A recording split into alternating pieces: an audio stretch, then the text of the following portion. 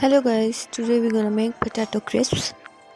First, we're gonna boil potatoes. फिर उसको हम अच्छी तरह मैश कर लेंगे. फिर उसमें कॉर्नफ्लोर ऐड करेंगे, chicken powder, garlic powder, chilli flakes, herbs, salt. Then mix it well. फिर एक ट्रे को ग्रीस करेंगे by using brush. Then make small balls. फिर उन बॉल्स को आप बटर क्रीम से कवर करें और किसी भी चीज़ की मदद से उनको प्रेस करें ताकि वो फ्लैट हो जाए. Then bake at 180 degree for 25 minutes.